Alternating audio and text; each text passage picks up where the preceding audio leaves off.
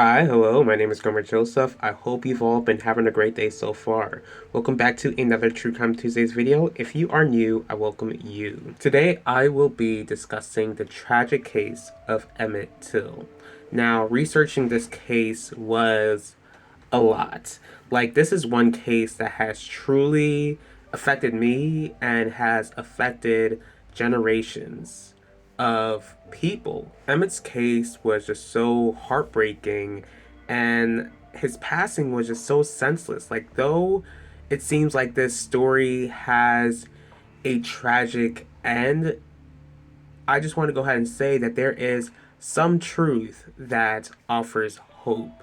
Now, I encourage you all to do your own research with this case and not to just look at my video for all of the information. Here we go. Emmett Till was born on July 25th of 1941 in Chicago, Illinois to Louis and Mamie Till. Now, Emmett, he didn't really know his father, Louis. Louis passed. He was actually a World War II veteran, but the thing is that he didn't pass away, in like the battlefield or anything. What I found to be very, very eerie about the passing of Emmett's father was that he was actually hanged for allegedly assaulting and taking the lives of white women. So he had to pay with this for, with his life.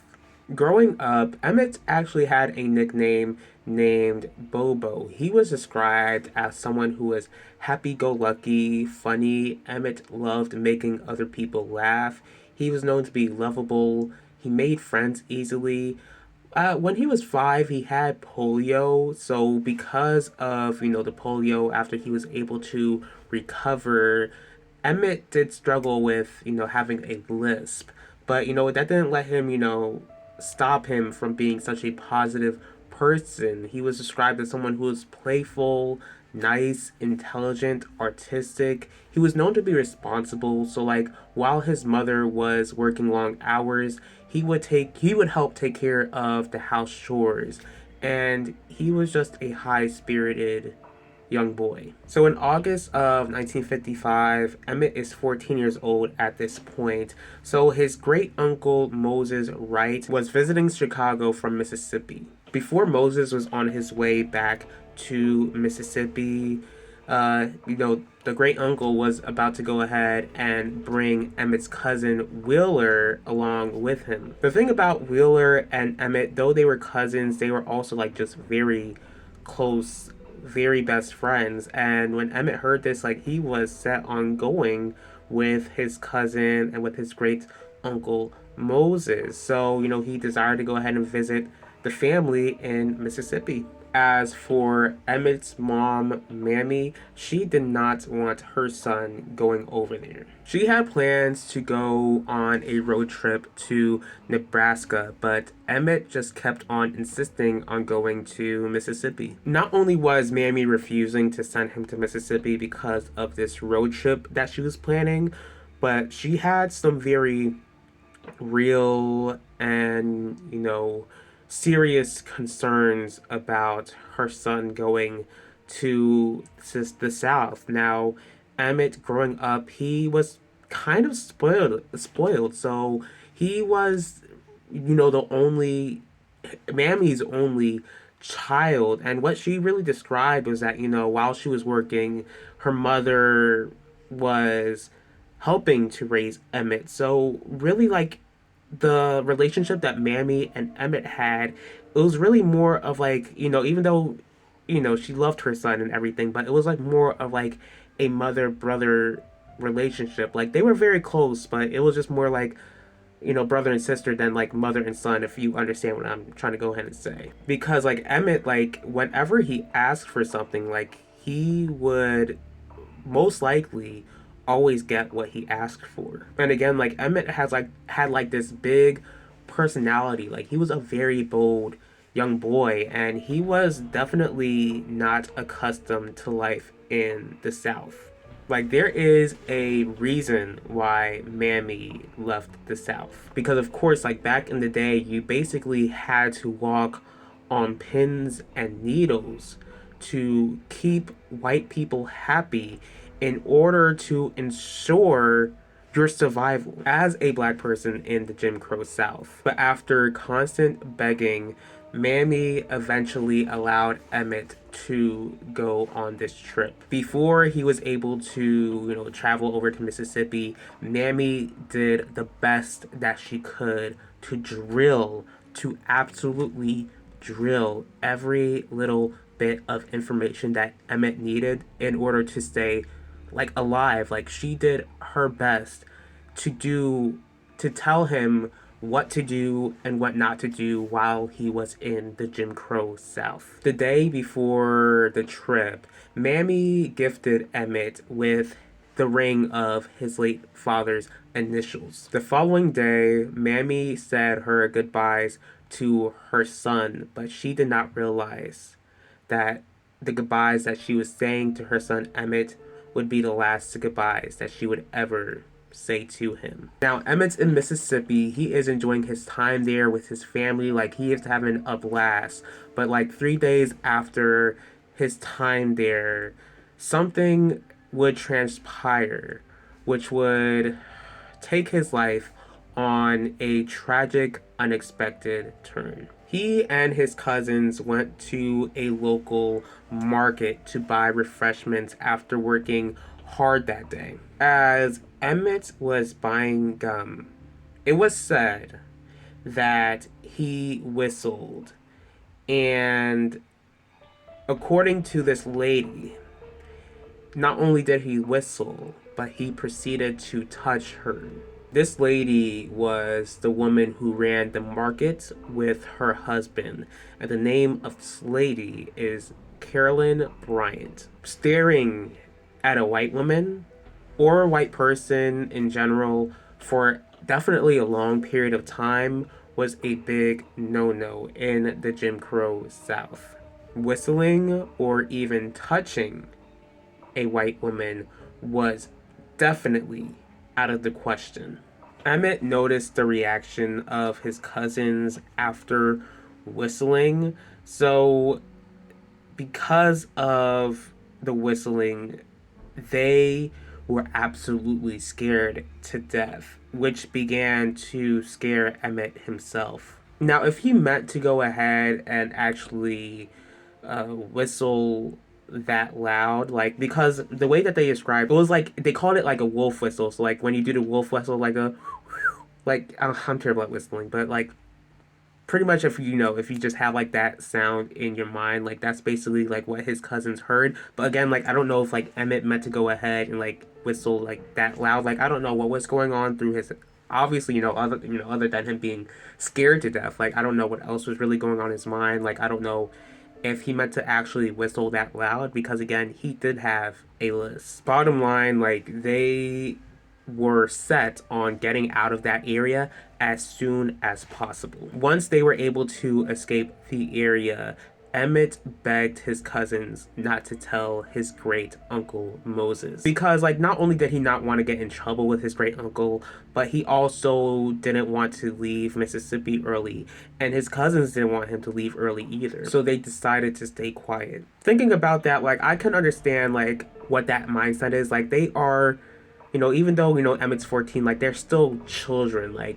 Though something so serious and something so serious came out with something that was so small, even though something that was so small turned into be a matter of literal life or death, they were still concerned about not cutting the fun so short. And it only makes me wonder what could have happened if Emmett had only told his great uncle Moses about this incident. 4 days later, on August 28th of 1955, early in the morning, in 2:30 a.m., the unexpected would happen. A group of white men broke into the house of Emmett's great uncle Moses, asking for Emmett. They ransacked the house, and literally, when they went into Emmett's room, they basically snatched him out of the bedroom. They snatched him out of the bedroom all the way outside of the house. As Moses and his wife like helplessly watched his great nephew like being taken out of this house, like they were begging these men to just release Emmett and to just let Emmett stay. But these, I don't even want to call them men, like these monsters were not listening. After this encounter, Emmett was never seen alive again. Now, if you're not really too familiar with this story, if you don't really know like that much about Emmett's story, the two, what you know, at least two of these white men that were identified were Roy Bryant, the husband of Carol Bryant, and Roy's half brother, J.W. Miller. Moses would later report Emmett missing, and the police were involved. And again, like, I can only imagine what was going on through Moses's head during this time. Like, I can't only imagine like how hard it was for him to call Emmett's mother and explain to Emmett's mother, Mammy, what happened early that morning. Like, Emmett was under Moses's care when Emmett was snatched. Like, he was under his great uncle's care. Like, there was literally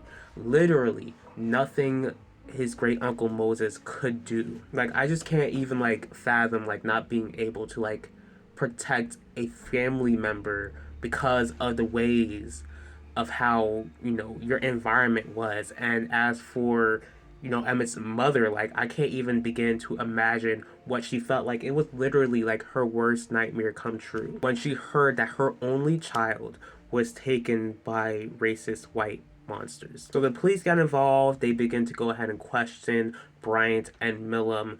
So the thing about this is that they admit that they took Emmett, but they claim, oh, you know, we just talked with him, we just gave him like a little whooping, and then we let him go. Honestly, to my surprise, when like I dug into this case a little deeper, like the police were pretty much like, yeah, like, you know, Emmett's still like 14 years old, like you did still snatch him out of his great uncle's house, so that is still kidnapping, so they have no choice but to, you know, keep these two under custody. So while they have these two men in custody, like, you still have a big problem. Emmett is a 14-year-old and he is still missing.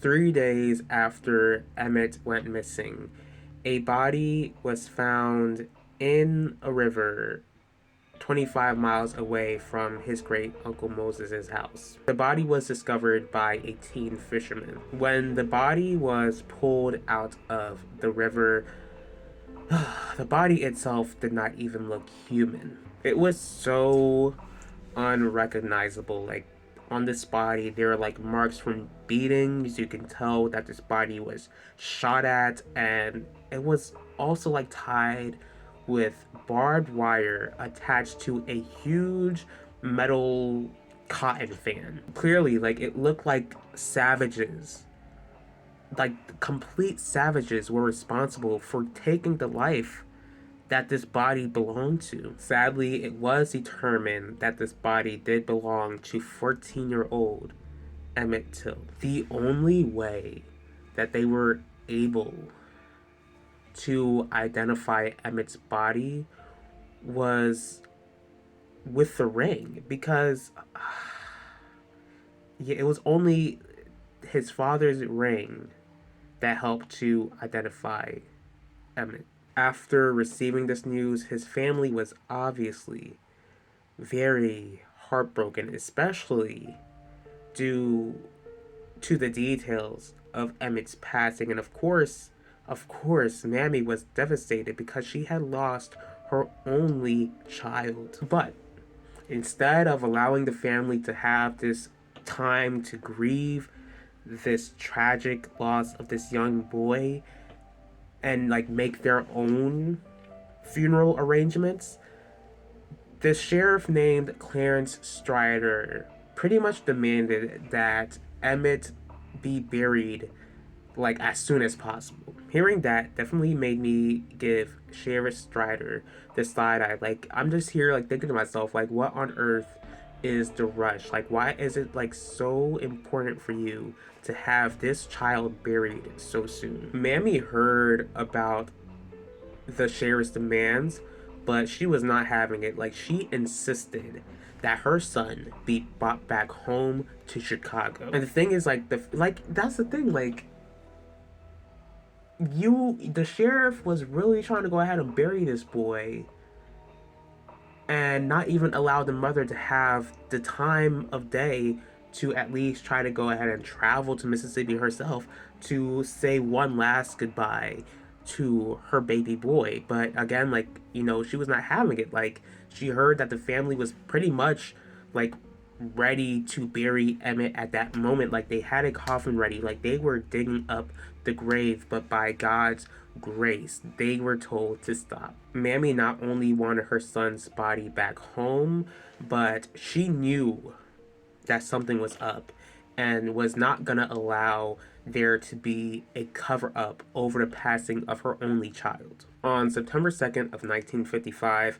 Emmett's body was finally shipped to Chicago, but there would only be more devastation. Mammy had to open the casket to actually make sure, actually be 100% sure that her son's body was inside. And of course, like, after opening the casket, she was definitely, forced to see her son's unrecognizable face. And because of how disturbing and how unrecognizable her son looked, she insisted on having an open casket funeral.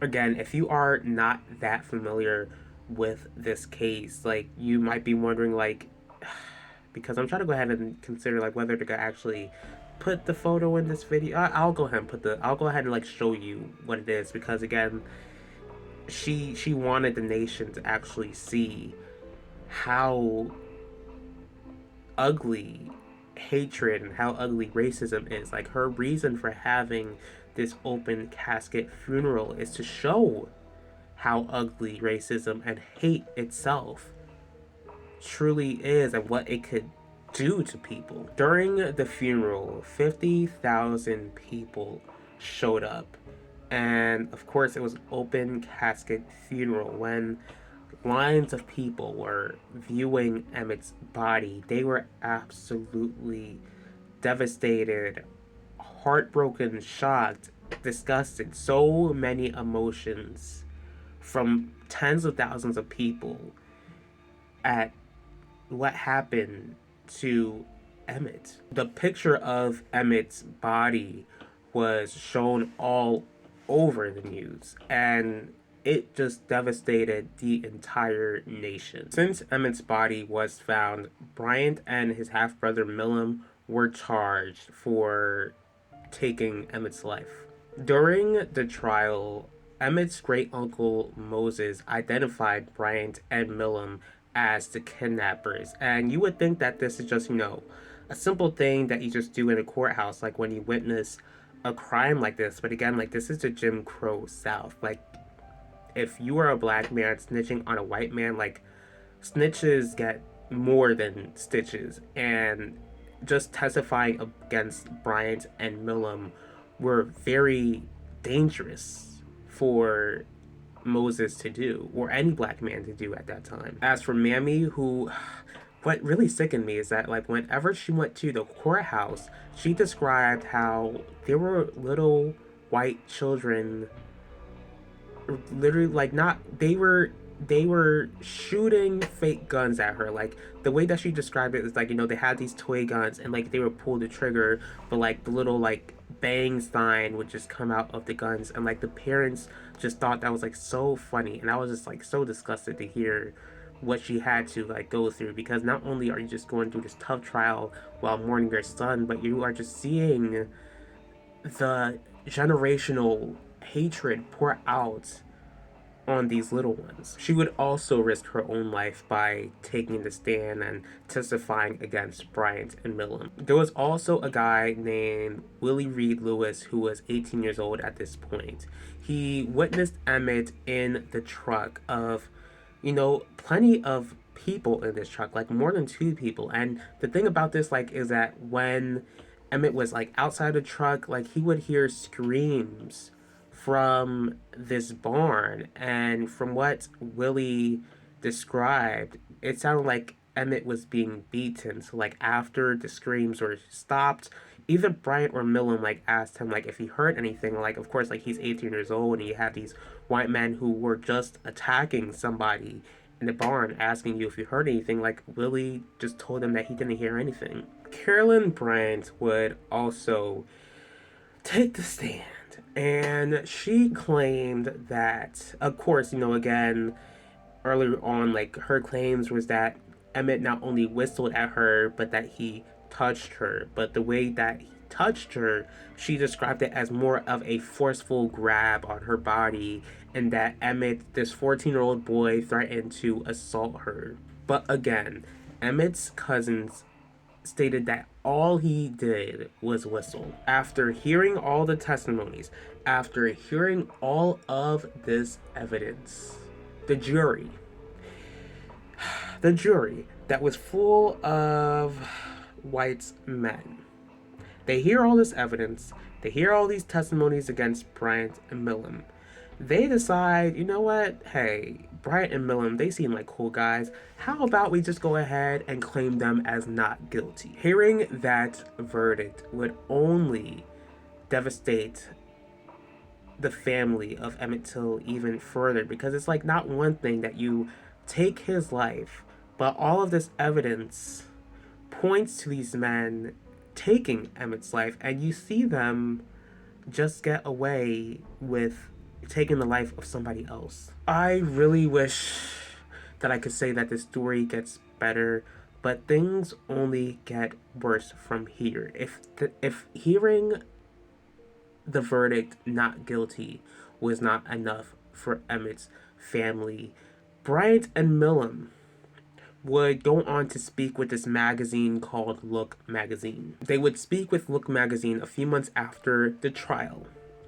And the thing is that they didn't tell this magazine that they were innocent and that they hadn't that they had nothing to do with the passing of Emmett. No, they not only confess to kidnapping Emmett, they confess to taking his life and literally getting away with taking the life of somebody else, especially a child. Especially, what even aggravated me even more was that they took $4,000 to confess to the crime that they got away with, and they were just painting Emmett as this monster. This is just how evil it can make you when you dehumanize another person. Like, it was so easy for them to take this child's life, and it was easy for them because they did not see Emmett as a child. They did not see Emmett or anyone who was black as human at all. As for the magazine, like, I even give that magazine the side eye because they literally paid these men to confess to their crimes. Like, they should be paid with prison time. They should not be paid with dollars. And it's not like they could be tried again for taking Emmett's life because of double jeopardy. It's basically like these two monsters thrived off of making Emmett's family suffer. Clearly, these monsters did not have God in their lives, because no one who has put their faith and trust in Jesus Christ would ever do something so evil, so cruel, so heinous, and so wicked. After the passing of Emmett, his mother Mamie would publicly speak about the injustice that her son faced, and to make sure that America would not forget what happened to her only son. Now, years after Emmett's passing, she was actually invited to speak at the Washington Memorial, where Dr. Martin Luther King Jr. had his I Had a Dream speech. Years after Emmett's passing, Mamie would actually be invited to speak at the Washington Monument, where Dr. Martin Luther King Jr. had his I Had a Dream speech. But the thing is that she did not know about this invitation only because her mother had hid the invitation, because her mother was just fearful for Mammy's safety. Years down the line, the FBI would choose to investigate further. They tried to go ahead and see who else could have been involved, and to at least bring some sort of justice to the families. So because it was like pretty much stated how not only were there other white men who were involved, but it was also stated that there were possibly other black men who were most likely forced to get involved as well. But sadly, Mamie would pass in 2003 without actually seeing her son get any justice, and pretty much the FBI didn't really come up with enough evidence to secure any other convictions, so they pretty much closed the case in like 2021, I believe. Before 2021 would occur, I just never get over this. So in 2017, it was revealed that Carolyn Bryant, who now goes by Carolyn Dunham because I believe that she got remarried, she admitted that Emmett never grabbed her like she claimed. And obviously, when I heard about this, I was not surprised because I didn't, after, like, when I heard this story growing up, obviously I did not believe a word that came out of this lying trash's mouth, because it has to be sin, because I don't know what would influence you to do anything, to say anything that would conclude with a child losing their life. To this day, the family is trying to see if they could get any sort of punishment for Carolyn's part, which she deserves. They're trying to go ahead and see if she can get any punishment for what she did that led to the passing of Emmett Till. The tragedy of this case only shows that what man meant for evil, God meant for good. Before I discuss that thought further, I just want to say this first. I just want to say that even though those who physically took Emmett's life never faced prison time and have long passed, if they do not repent of their sins and trust in Jesus Christ alone to save them, because there is no way that they gave their lives to Jesus while they did what they did. If they did not put their faith and trust in Jesus Christ alone, then God made sure that they would face justice in the next life. It truly baffles me that Carolyn Bryant exaggerated things which led to Emmett's passing over a simple small whistle. And she's getting really old now. Like, I believe that she is in hospice due to cancer. So if she does not repent of her sins and trust in Jesus Christ alone to save her, because to this day, like, it seems like to this day, like, it definitely seems like she's not remorseful for her actions back in the day. If she did not make things right with God herself, then God will make sure that she faces judgment in the next life if she does not face judgment in this life. Though Emmett's life was robbed, it did encourage the progression of the civil rights movement. Even Rosa Parks, like, she had Emmett Till in mind, like, thinking about what happened to him really encouraged her to be bold and to stay on that seat on that bus, which would change the course of history. Even though Emmett's case is a part of history, his memory is still alive and well. His cousins who witnessed the kidnapping and have mourned his tragic loss, remembering that horrific day as clear as day, my prayers truly go out to them and to those who are still alive, who remember the sort of person that Emmett was, because they still miss him to this day. Emmett's story should never be forgotten, and like I mentioned earlier on, this case has affected generations of people. No matter how traumatizing and no matter how devastating this case is, we must always remember. I thank you all for taking the time every day to watch this video. If you did like this video, please feel free to hit the like button. If you have any thoughts on this case at all, please leave your thoughts in the comment section below. If you'd like to see more videos from me, please feel free to subscribe and click the bell to be notified about the next video. If there is a certain true crime case that you'd like me to cover, go ahead and let me know. I will see y'all for next True Crime Tuesdays, and I will talk to y'all later.